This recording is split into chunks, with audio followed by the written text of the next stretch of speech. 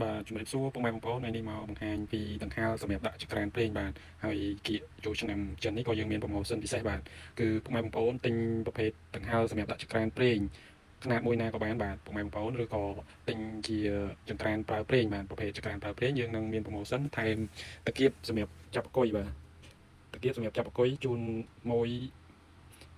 មួយឈុតបាទមួយខ្សែបាទពុកម៉ែបងប្អូនទិញប្រភេទដង្ហើរប្រភេទគ្រប់ប្រភេទមួយណាក៏បានយើងតូចធំឬក៏ប្រភេទចក្រានប្រើប្រេងយើងមាន promotion ថែមតាគៀបសម្រាប់ចាប់ជាមួយអគុយបានបាទឲ្យមួយបាទហើយប្រភេទចក្រានប្រើប្រេងយើងមានចាប់ពីຂະຫນាត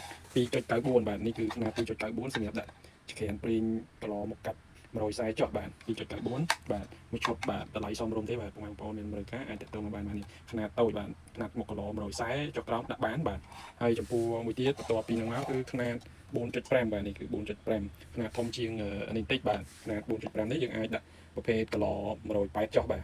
180ចុះក្រោមបាទតម្លៃក៏សមរម្យជូនពុកម៉ែបងប្អូនហើយពុកម៉ែបងប្អូនទិញមួយឈុតថែមរបៀបចាប់អគុយមួយខ្សែហើយប្រភេទនេះក៏យើងថែមដែរបាទគឺថែមគ្រប់ទំហំគ្រប់ដង្ហើមអស់បាទហើយបន្ទាប់មកគឺຂະຫນាតនេះបាទប្រភេទຂະຫນាតនេះគឺស្លាបដែកបាទស្លាបដែកគឺមាន80វ៉ាត់និង60វ៉ាត់បាទហើយទិញដង្ហើមនេះមួយឈុតក៏យើងថែមរបៀបចាប់អគុយមួយគ្រឿងដែរបាទសម្រាប់ពេលដាច់ភ្លើងអីយើងប្រើអគុយបានបាទពោះຂະຫນាតនេះគឺ150វ៉ាត់បាទប្រភេទគីឡូធំបាទ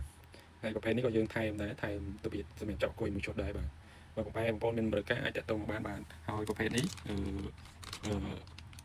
ប្រភេទដាក់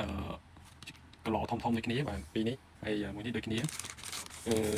ប្រភេទនេះគឺមានវ៉ូលីមសេរីហើយប្រភេទនេះគឺអត់មានដុំវ៉ូលីមសេរីទេយើងសេរីភ្លើងខ្លាំងខ្សោយលើស្លាបដង្ហើមបាទយើងអាចបិទបើកស្លាបដង្ហើមចេះបានបាទ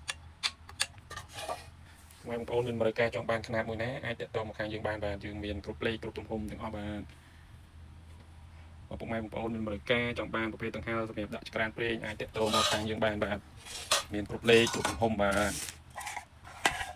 ទិញមួយឈុតថែមរបៀបចាប់អគុយមួយបាទថែមរបៀបនេះមួយទិញដង្ហើមក៏ថែមទិញប្រភេទចក្រានប្រើប្រេងក៏យើងថែមជូនដែរបាទពុកម៉ែបងប្អូនរះឡើងបាទតើមាន promotion ពិសេសបាទអរគុណច្រើនពុកម៉ែបងប្អូនបើមានតម្រូវការអាចតាក់ទងមកខាងយើងបាន